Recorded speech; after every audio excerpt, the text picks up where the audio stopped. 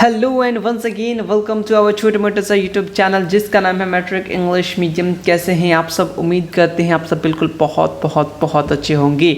आज हमारा chapter number 4 geography का जिसका नाम है ट्रांसपोर्टेशन यानी ट्रांसपोर्ट कम्युनिकेशन एंड ट्रेड के बारे में पढ़ेंगे। चैप्टर नंबर 4 इससे पहले चैप्टर नंबर 1 आपका कंप्लीट हुआ है तब ना चैप्टर 4 आया। चैप्टर नंबर 2 चैप्टर नंबर 3 ये तीनों को कंप्लीट करने के बाद इसके जितने भी ऑब्जेक्टिव बुक में थे साथ में मैंने अपने से क्वेश्चन बनाया और आप सबने बहुत अच्छा आंसर किया।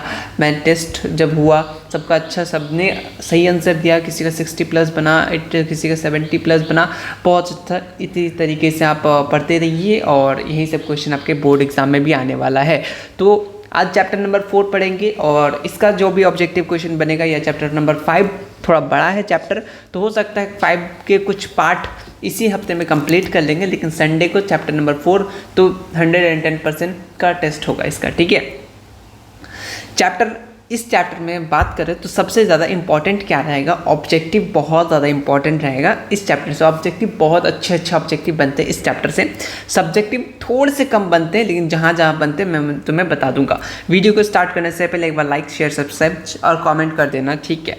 आगे बढ़ते स्टार्ट करते हैं। ट्रांसपोर्ट कम्युनिकेशन ट्रेड, ये ही आपका सब्जेक्टिव में से 2-2 नंबर के लिए आ जाएगा डिफाइन करने के लिए। ट्रांसपोर्ट क्या होता है, कम्युनिकेशन क्या होता है, ट्रेड क्या होता है। अगर 2-2 नंबर का नहीं बोला तो ये तीनों का आपका डेफिनेशन एक साथ पूछ लेगा, ठीक है। ट्रांसपोर्ट कम्युनिकेशन ट्रेड को डिफाइन कीजिए तो आपको ये तीनों डिफाइन करने देगा, 2 नंबर मिल जाएगा। तो ट्रांसपोर्टेशन क्या होता है? The process of carrying goods, यानी सामान का जो कैरी करते हैं एक या फिर पैसेंजर का एक जगह से दूसरे जगह, उसको हम लोग क्या बोलेंगे? ट्रांसपोर्टेशन।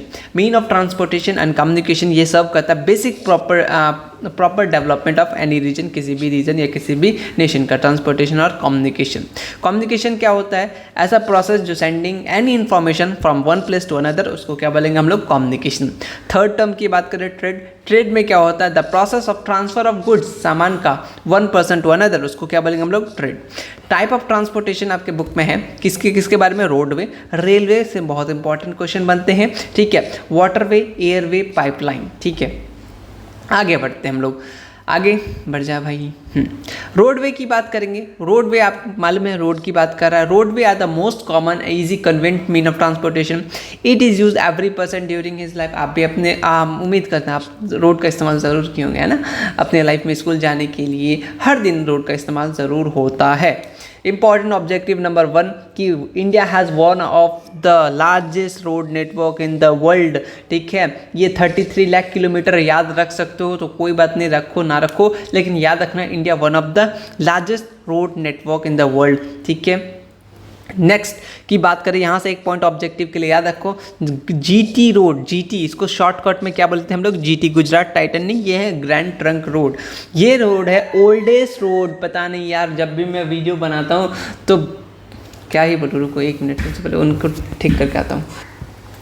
हाँ, तो आगे बढ़ रहे थे कि जीटी रोड ओल्डेस्ट रोड है कंट्री में। ऑब्जेक्टिव क्वेश्चन बिहार बोर्ड आ चुका है ये वाला कि कौन सा oldest road in the country है, तो इस पॉइंट को याद रखना। हेडलाइन सिंपल सा मारना, रोडवे। एक पॉइंट ये लिख लेना, India has one of the largest network. दूसरा point GT road oldest road in the country of the country. Objective question बनेगा।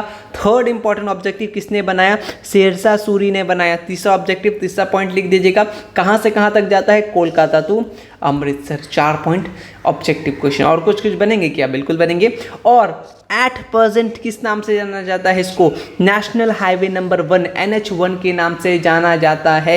Important question, Amritsar to Delhi, national highway 2 from Delhi से कोलकाता। ये सब याद रखने का ज़रूरी नहीं है, लेकिन आपको ये वाले चीज़ें यहाँ से लेके यहाँ तक आपको national highway number 1 from Amritsar to Delhi यहाँ तक आपको ज़रूर याद रखना है, ठीक है।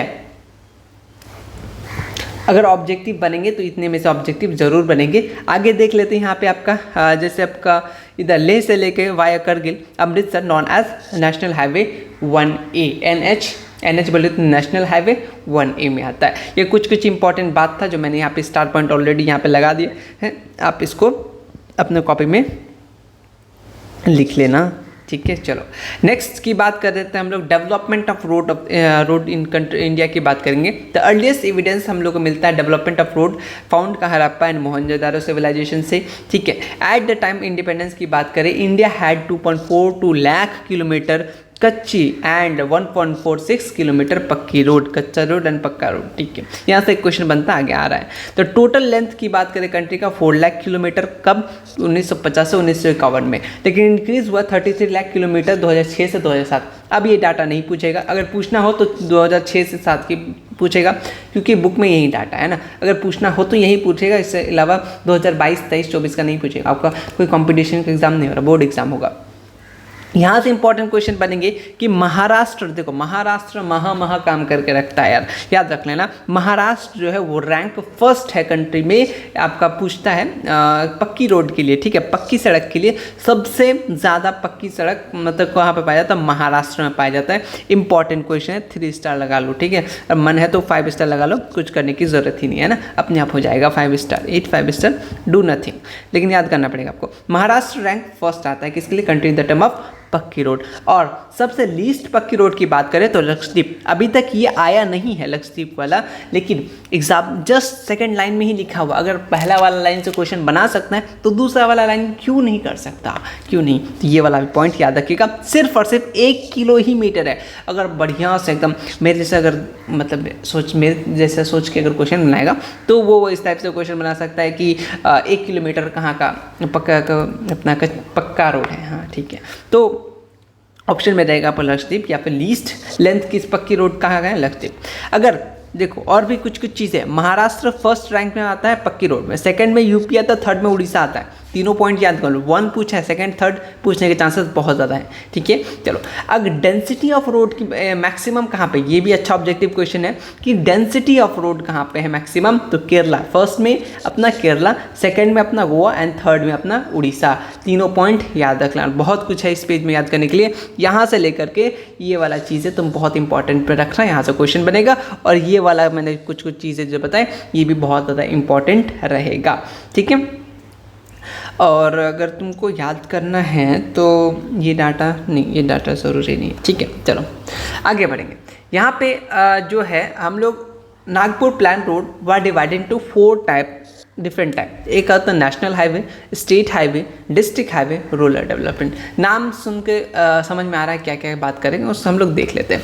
नेशनल हाईवे एक्ट करता है connecting different part of state of the country. अपना जो नेशनल हाईवे वो एक्ट करता है किसी से कनेक्ट करता है different part of the state और कंट्री को। ये इस पर फैला होता है एक कॉर्नर से अनदर कॉर्नर कंट्री का। और नेशनल ये वाला इंपॉर्टेंट है, थला फॉर रीज़ा, जहाँ 7 लिखे होते इंपॉर्टेंट ही होगा कि द नेशनल हाईवे नंबर 7 ये क्या है, longest national highway of the country है। नेशनल हाईवे नंबर 7 तो याद ही रहेगा, बहुत लोगों को नहीं रहेगा जो लोग क्रिकेट वगैरह नहीं देखते हैं। तो याद रखना NH7 क्या है, longest national highway of the country है। अभी मैं तुमसे कुछ क्वेश्चन पूछता हूँ, ठीक है। जैसे ऑप्शन क्वेश्चन मेरा which is the longest national highway of the country. Option मेरा आपका NH9, ठीक है, एक ऑप्शन।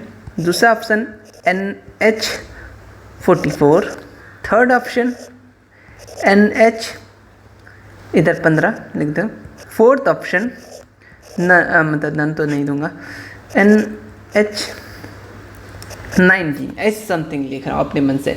तो इसमें से कौन सा टिक आउट करके आओगे, क्योंकि जब इस बार आएगा ना एग्ज़ाम में, या इस बार ये आ चुका है क्योंकि बुक तो बहुत पहले ही हुआ था। तो अगर क्वेश्चन को थोड़ा सा उनको मन करे कि थोड़ा सा घुमाना है बच्चों को, ठीक है, तो इस तरीके से घुमाएगा। तो आप बोलेगा तो NH7 तो ऑप्शन में नहीं है, क्वेश्चन ही गलत है। नहीं, मैं तुम्हें बताना चाह रहा था कि NH44 NH7 जो है, NH7 ओल्ड नाम है, ठीक है। NH7 का अब क्या नाम हो गया है, NH44 नाम हो गया है, ठीक है। अब NH7 को किस नाम से जाना जाता है, NH44 के नाम से जाना जाता है। अगर क्वेश्चन में घुमाना हो तो यही पॉइंट से घुमा सकता है, वरना कोई बात नहीं। लेकिन हम तो आपको वो भी घूमने नहीं देंगे, है ना, बता दिए। याद रखना NH7 को किस नाम से जाना जाता है, NH44, ठीक है, याद रख लेना। चलिए उसके बाद इधर कंट्री वगैरह कहाँ कहाँ से पास करता है वही चीज़ है, उतना याद रखने की कोई ज़रूरी नहीं है। यहाँ पे नेशनल हाईवे ऑलरेडी यहाँ पे तो है ही, लेकिन मैं कुछ चीज़ें तुम्हें यहाँ पे ऐड कराना चाहूँगा कि जो नेशनल हाईवे हैं, ये पॉइंट इंपॉर्टेंट रखना, याद रखने के लिए पॉइंट्स में ऐड कर लेना कि जो द सेंट्रल गवर्नमेंट जो होता है वो रिस्पॉन्सिबल होता है किसके लिए, construction and maintenance of national highway.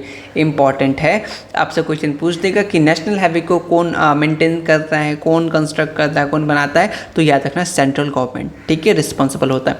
अगर बात कर लेते हैं कितना है टोटल नेशनल हाईवे कंट्री में, 228, ये वाला बात भी आप याद रखना। क्या करोगे, याद रखो, इंपॉर्टेंट है ऑब्जेक्टिव के लिए, ठीक है।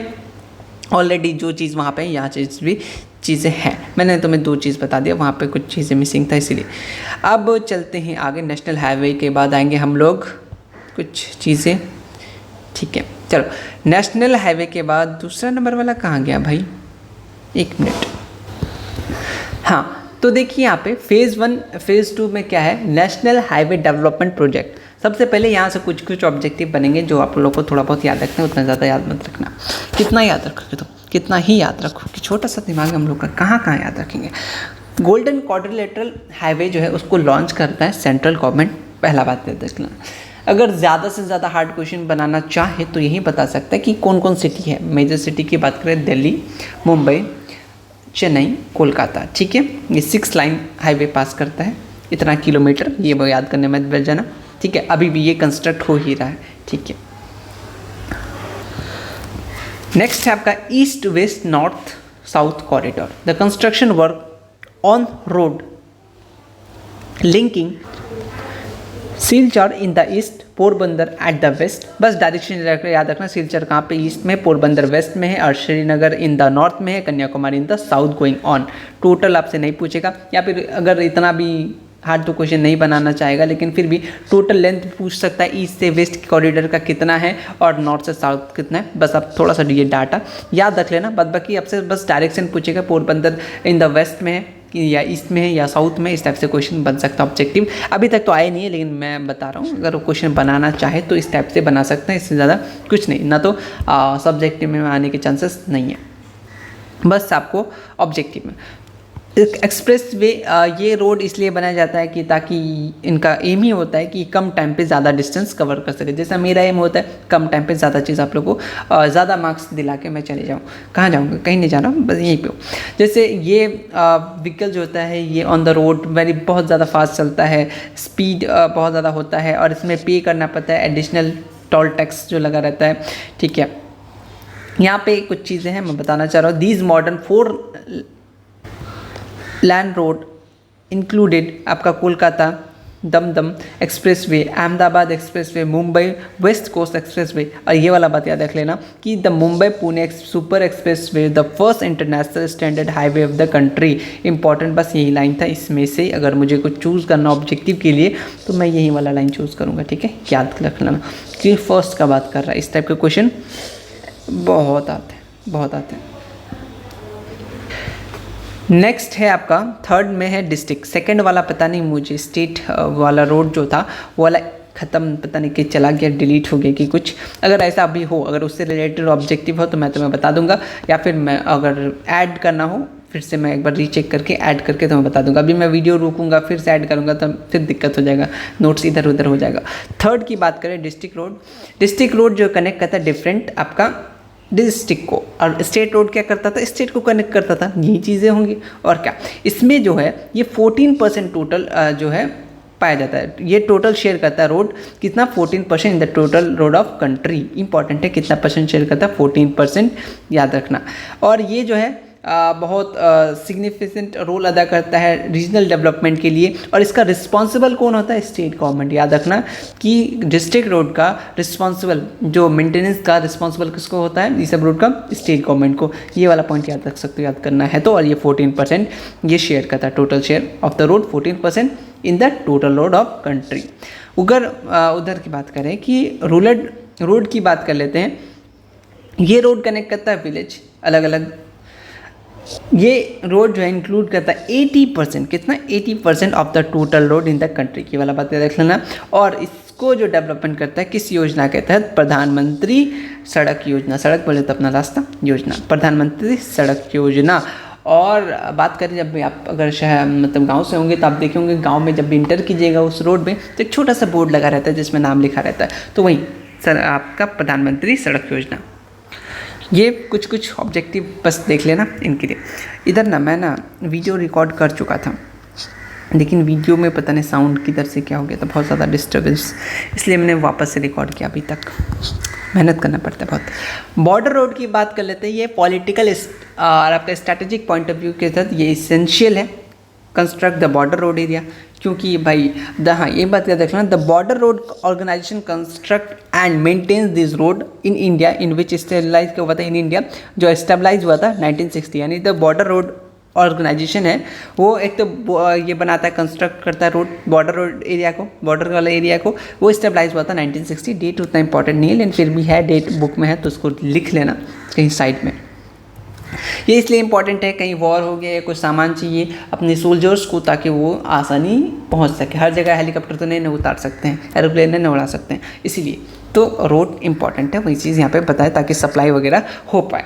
ठीक है, चलिए उसके बाद आता है रेलवे। यहाँ से इंपॉर्टेंट रहेगा, मैंने तुम्हें पहले बता दिया था। तो development of railway started in India 16 अप्रैल 1853, पहला डेट। ये बहुत ज़्यादा इंपॉर्टेंट है, बहुत ज़्यादा इंपॉर्टेंट है, पहला ऑब्जेक्टिव यहाँ से। दूसरा की बात करें, ये ट्रेन जो है ये ट्रैवल किया था 34 किलोमीटर, दूसरा पॉइंट याद रखना ना।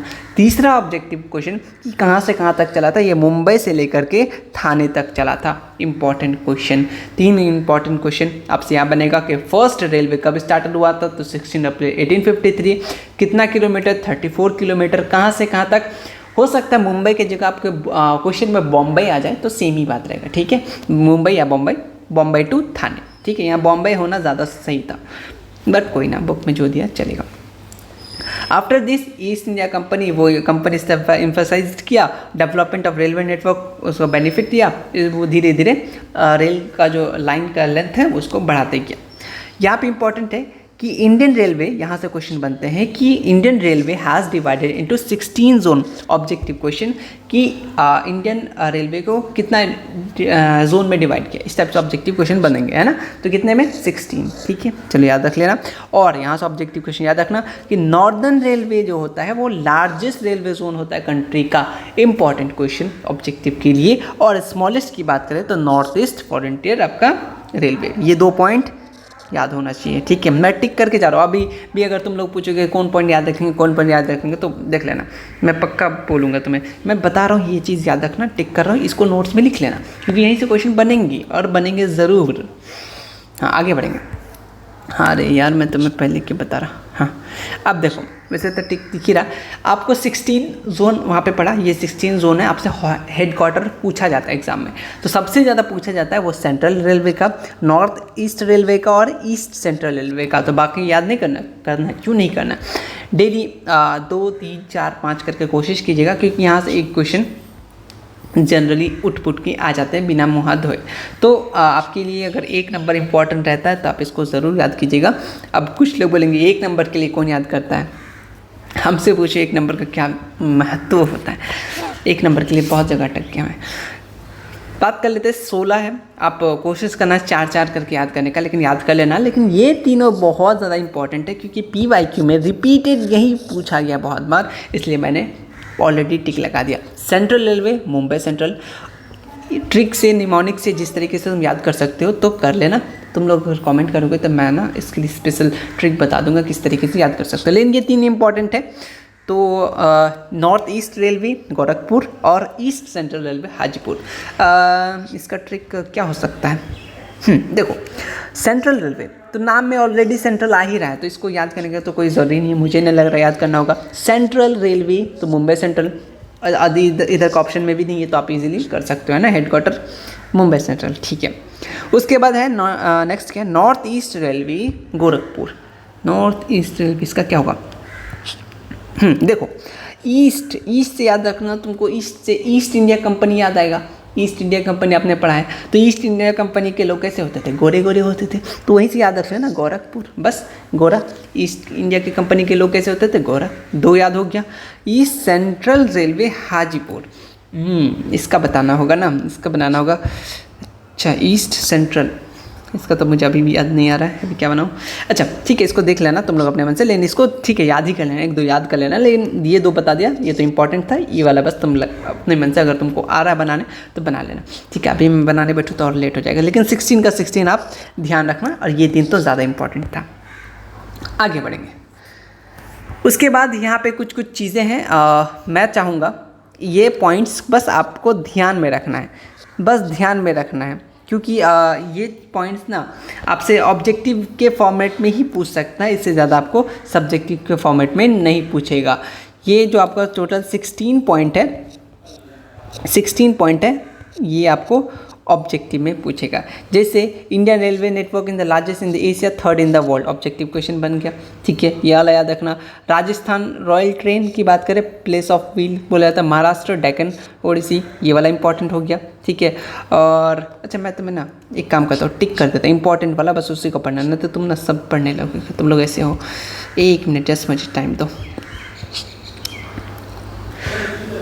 हाँ, तो मैंने आपको कुछ पॉइंट्स यहाँ पे टिक कर दी यार, इसको एक बार नोट्स के तहत अगर मैंने सब कुछ करने लगा तो तुम लोग कुछ नहीं करोगे, मुझे मालूम है तुम लोग बहुत आलसी हो। मैंने जो पॉइंट्स टिक किया उसको एक बार अच्छे से पढ़ लेना।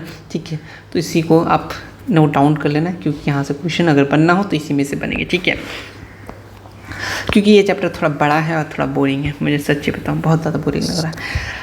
उसके बाद की बात कर रहे थे यहाँ पे पाइपलाइन रूट की बात कर लेते हैं। तो इन सिटी पाइपलाइन किस लिए इस्तेमाल होता है? वाटर के लिए होता है। ठीक है, या फिर दिस टाइप ऑफ रूट को हम लोग पाइपलाइन रूट बोलते हैं।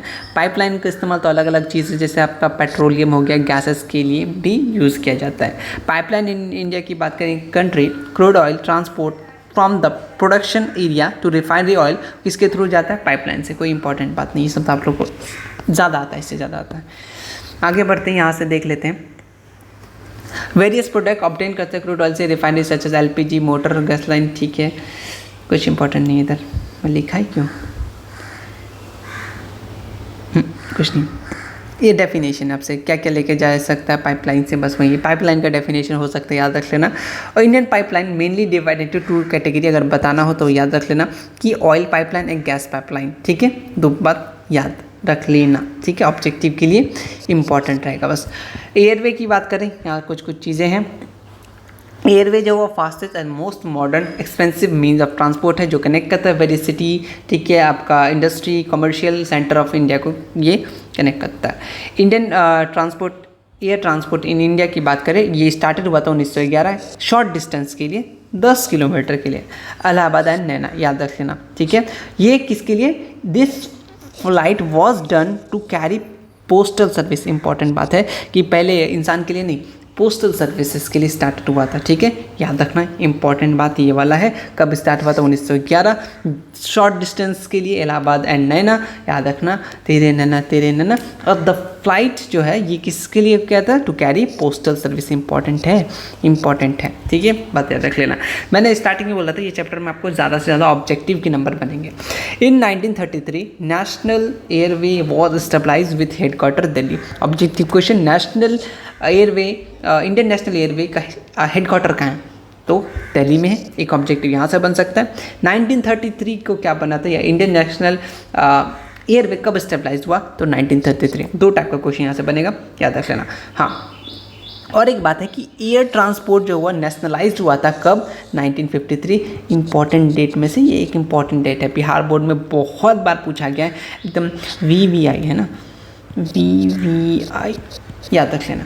और इंडिया हैज़ कितना? 450 एयरपोर्ट इंक्लूडिंग 12 इंटरनेशनल एयरपोर्ट। याद रखना, नहीं तो ये वाली चीज़ें तुम ज़रूर याद रखना कि एयर ट्रांसपोर्ट कब नेशनलाइज हुआ था? 1953। ठीक है, ये वाला चीज़ याद रखना। और अभी मैं जो बताया 1911 को स्टार्ट हुआ था शॉर्ट डिस्टेंस के लिए, किसके लिए? पोस्टल सर्विस के लिए। इंपॉर्टेंट रहेगा। आगे बात करें को एयर ट्रांसपोर्ट किस लिए बनाया गया? ताकि हम लोग फॉरेस्ट, आपका ये क्या है, कुछ पक्का गलत टाइपिंग हुआ है ना, प्लेट्यू हो गया, माउंटेन होना चाहिए शायद, ऐसे होगा। ठीक है, river, lakhs, ocean, ETC can all, आगे देखता हूँ क्या है, बी क्रॉस, मतलब समुद्र को पार करने के लिए, जंगल को पार करने के लिए हम लोग एयरप्लेन का इस्तेमाल करते हैं। यहाँ थोड़ा हम लोग वाटरवे के बारे में पढ़ेंगे। यहाँ पे 2 टाइप का है। ठीक है, वाटरवे 2 टाइप का है। सबसे पहले आपका इनलैंड वाटरवे, जैसे एग्जांपल रिवर, कैनाल, लेक्स वगैरह इसके अंदर आता है इनलैंड के लिए। इंटरनेशनल की बात करें तो ये through this trade is done through the sea water, different country in the of the world 90% total country trade करता है थ्रू द आपका ये रूट से, इंटरनेशनल वाटर वे से। यहाँ कुछ कुछ पोर्ट्स के नाम दिए गए हैं जो आपको याद रखना है कौन कौन सा, किस स्टेट में कौन सा पोर्ट है ना। जैसे सबसे फेमस की बात करें तो सबसे ये वाला याद रखना, गुजरात पूछा गया है, कांदला बहुत बार पूछा गया है, और आपका आंध्र प्रदेश विशाखापट्टनम बहुत बार पूछा गया है, और कुछ कुछ पूछा गया था, याद तो आपको पूरा करना है लेकिन मैं तुम्हें बता रहा हूँ कौन कौन सा पूछा था। तमिलनाडु, वेस्ट बंगाल, ठीक है। ये 3 जो है आपको PYQ में देखने को मिलेंगे, ठीक है। इसलिए इससे पहले मैं तुम्हें दिखा रहा हूँ, लेकिन तुम ये 12 का 12 पोर्ट्स विथ स्टेट याद रख सकते हो। और इसके लिए भी अगर ट्रिक चाहिए तो बता देना, मैं अपने खुराफाती दिमाग से कुछ ना कुछ करके इसके भी ट्रिक्स बना दूंगा, है ना। अभी ना मैं, तुम लोग सोचोगे अभी क्यों नहीं बता रहे हो, मैं अभी आप लोग के लिए एक बहुत सी डिटेल वीडियो, आप जो इंग्लिश मीडियम में पढ़ रहे हैं, जो भी डाउट वगैरह होता है उस पर एक डिटेल वीडियो बना रहे हैं विथ समथिंग स्पेशल। तो राइटिंग, स्क्रिप्टिंग, एनिमेटिंग हर एक चीज़ करना पड़ रहा है, इसलिए मैं चीज़ें यहाँ पे निमोनिक्स के लिए आइडिया ही नहीं मिला, है ना। तो आप लोग थोड़ा सा देख लेना, अगर नहीं बना तो मैं तुम्हें बना के ज़रूर सेंड कर दूँगा, लेकिन 12 को याद ज़रूर रखना, है ना। चलो अब आगे आते हैं यहाँ पे कम्युनिकेशन मतलब अब exchange of message called communication. Already हम लोग स्टार्टिंग में डेफिनेशन पढ़ चुके हैं।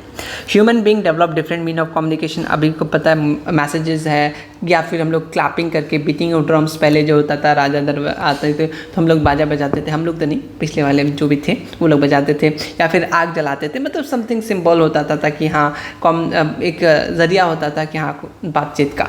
तो इम्पॉर्टेंट मीन ऑफ कम्युनिकेशन की बात करें तो पोस्टल सर्विस हो गया, टेलीग्राम हो गया आपका, ठीक है, टेलीफोन हो गया, फैक्स हो गया आपका, रेडियो हो गया, सिनेमा हो गया, न्यूज़पेपर हो गया, मैगजीन हो गया, और internet, email, Gmail, WhatsApp, Facebook, Instagram, ठीक अपना स्नैपचैट, अब तो हो ही गया है, ठीक है। ये सब ज़्यादा हो गया, ये सब का कम यूज़ होने लगा।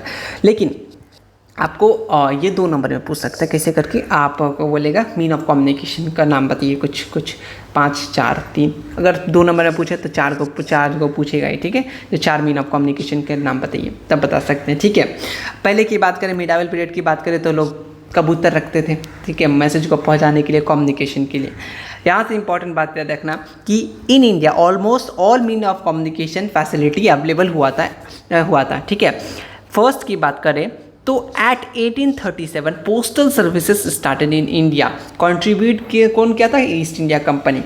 भाई रेलवे भी यही लोग लेकर आया है, और अपना जो ये पोस्टल सर्विस इन्होंने स्टार्ट किया था। इंपॉर्टेंट डेट है ये वाला याद रखना, 1837 को पोस्टल सर्विस स्टार्ट हुआ था इंडिया में। किसके कंट्रीब्यूट से? East India company. ये तो पूछेगा ना पूछेगा अलग बात है, लेकिन ये ज़रूर पूछेगा कि फर्स्ट पोस्टल सर्विस स्टार्ट कब हुआ था? 1837। बोलो 1837, और अगर बोलो 1837, ऐसे बोला करो ना, ठीक है। अब आते हैं यहाँ पे देखो, या स्टार्टेड हुआ था। अब इंडिया की बात कर रहा है। इन 1854 इंडियन पोस्टल डिपार्टमेंट स्टेबलाइज हुआ था। कब हुआ था? इन 1854। 1837 को अंग्रेज बनाया, ठीक है, लेकिन इंडियन पोस्टल सर्विस की बात कर रहा है ना, वहाँ स्टार्टेड है। यहाँ पे इंडियन पोस्टल डिपार्टमेंट की बात कर, स्टेबलाइज हुआ था 1854 में। और कुछ अगर बात करूँ मैं, है ना, कुछ बातें हैं मैंने ये पेज ऐड किया तो इम्पोर्टेंट है। कुछ 6 आपका पोस्टल चैनल है ना। ये पोस्टल चैनल पे ना अगर बहुत गंदा तरीके से क्वेश्चन बनाना है तो यही क्वेश्चन बनाएगा कि आप 6 पोस्टल डिपार्टमेंट जो प्रोवाइडिंग करता है फैसिलिटी ऑफ 6 पोस्टल चैनल, उसका नाम बताओ। तो जिसको हम लोग किस नाम से जानते हैं आपको? एक राजधानी channel, metro channel, green channel, magazine channel, document channel और हैवी चैनल और ट्रेड चैनल। ये सब कुछ चैनल के नाम है, 6 चैनल के नाम है विथ डेफिनेशन। अगर आप देख लेना, इधर गया 1 मिनट, हाँ इधर डेफिनेशन है ना, ये सब अलग अलग 6 जो आपके हैं डेफिनेशन का मतलब चैनल है, पोस्टल चैनल है। तो कितने हैं? 6 है। ये बात ज़रूर याद रखना। यहाँ पे कुछ चीज़ें हैं जो इधर आ गए, यहाँ पे देख लेना। कुछ इंपॉर्टेंट बात है मैं तुम्हें बता रहा हूँ। यहाँ से ऑब्जेक्टिव आ चुके हैं। यहाँ पे चीज़ें देखो, कुछ कुछ चीज़ें इंपॉर्टेंट है जो आपके एग्ज़ाम में ऑलरेडी आ चुके हैं, और जहाँ पे क्वेश्चन बनेंगे वहाँ पे मेरा नज़र ना जाए, ऐसा भी हो सकता है क्या?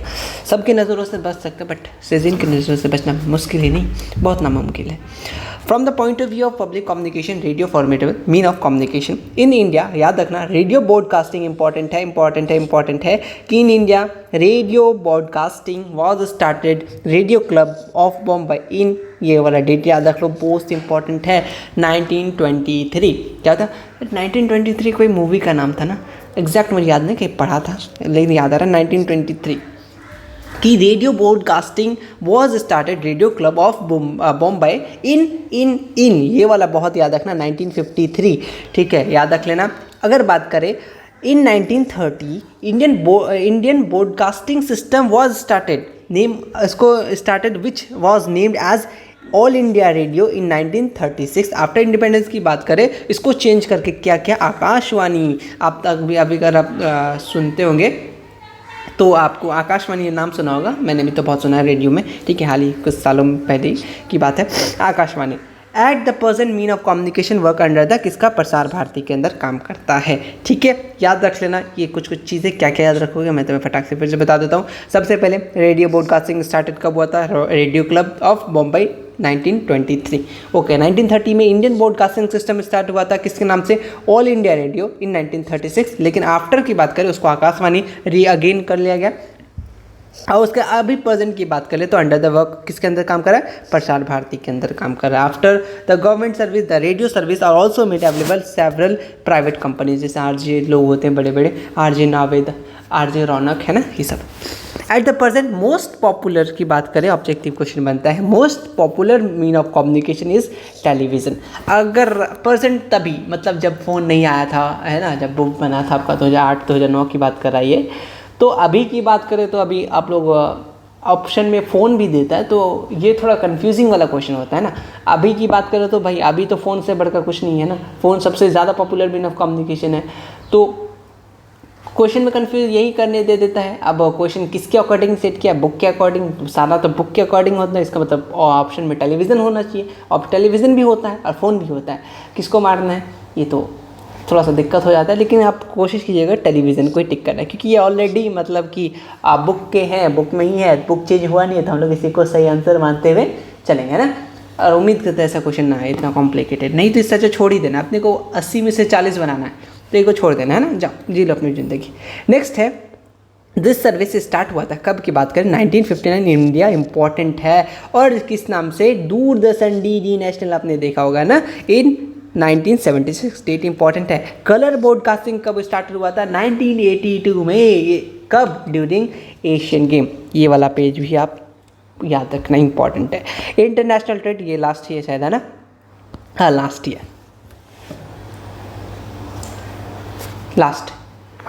इंटरनेशनल ट्रेड आपको समझ में आ रहा है, सिंपल सा, जो भी गुड्स सामान है उसको हम लोग क्या करेंगे? अलग जगह में जाके बेचेंगे। तो देख लो ना यहाँ पे क्या क्या, international trade, you must seen have purchase sale good among two people of the villages market cities, sale of goods and services among two people state country are called trade, इसको हम लोग ट्रेड बोलते हैं। When this trade among two और more than country, उसको हम लोग क्या बोलेंगे? International trade. Definition international trade का इंपॉर्टेंट रहेगा 2 नंबर के लिए, प्लीज़ याद रख लेना मेरे बातों को, जो मैं बता रहा हूँ इतना ही आएगा, बहुत इंपॉर्टेंट है। जितना आगे देख लेते हैं, यहाँ पे कुछ कुछ बातें हैं क्या? कुछ कुछ बातें नहीं है, ये तो डाटा है, आप चाहे तो इसको स्किप कर सकते हैं। इंटरनेशनल, इंडियन इंटरनेशनल के बारे, ट्रेड के बारे में बताया गया, कितना कमाया, कितना क्या किया, अभी के डाटा के अनुसार नहीं होगा। इसी के साथ और कुछ कुछ है, इंपोर्ट और एक्सपोर्ट का डेफिनेशन याद रखना। इंपोर्ट जब कोई चीज़ लाते खरीद के आउटसाइड, ठीक है, अदर चीज़ें कंट्री से, तो इंपोर्ट बोलेंगे। जब कोई सामान भेजते हैं उसको हम लोग क्या बोलेंगे? एक्सपोर्ट, ठीक है, याद रखना, बस 2 टर्म है, ये 2 नंबर के लिए याद रख लेना। और आपका अभी जो मैंने ना इंटरनेशनल ट्रेड बताया, ये 2 नंबर के लिए याद रख लेना। ट्रेड, कम्युनिकेशन और अपना उधर स्टार्टिंग में क्या था यार, आज का चैप्टर का नाम ही तो मैं भूल गया, आजा भाई आजा आजा आजा आजा आजा आजा आजा, अच्छा हाँ, ट्रांसपोर्टेशन। ये तीनों ऑब्जेक्टिव के लिए, सॉरी सब्जेक्टिव के लिए इंपॉर्टेंट रहेंगे।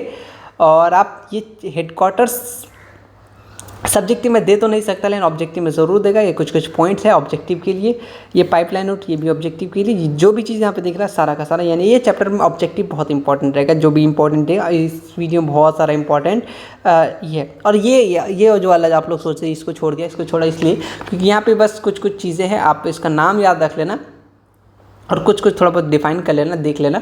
इससे रिलेटेड जितने भी ऑब्जेक्टिव हैं मैं तुम्हें बना दूंगा, और मैं इसलिए छोड़ रहा हूँ ताकि मैं चेक कर सकूं कि आप लोग नोट्स पढ़ते भी हो या नहीं, कि मैं बस तुम्हें बता दिया उतना ही तुम लोग कर रहे हो।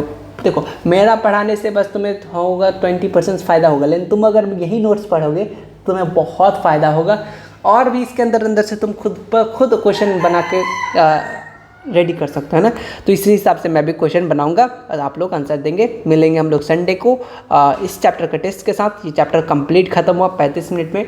अगर आप बुक पढ़ने बैठेंगे तो बहुत सारी चीज़ें जहाँ से क्वेश्चन नहीं आते हैं, आप वो भी पढ़ के रखोगे तो बल्ली माथा दर्द होगा, उससे ज़्यादा कुछ नहीं होगा। मैं जो करा रहा हूँ इतना करके रखो, इसी के अंदर से आएगा जैसे आपका मंथली एग्जाम में आया है ना। तो मिलते हैं नेक्स्ट वीडियो में, तब तक के लिए take care, thank you so much. और वीडियो को ज़्यादा कमेंट करो, तुम लोग कमेंट नहीं करते, बड़े कंजूस हो, और वीडियो को लाइक वगैरह तो करते ही नहीं है, सब तुम लोग करना चाहिए, ठीक है। आपका ही ये चैनल है, आपका है ना, बस पेमेंट मेरा है बट अभी तक मिला नहीं। तो मिलते हैं नेक्स्ट वीडियो में, तब तक के लिए take care, thank you so much. और कितना थैंक यू बोल हो गया, चलिए बाय।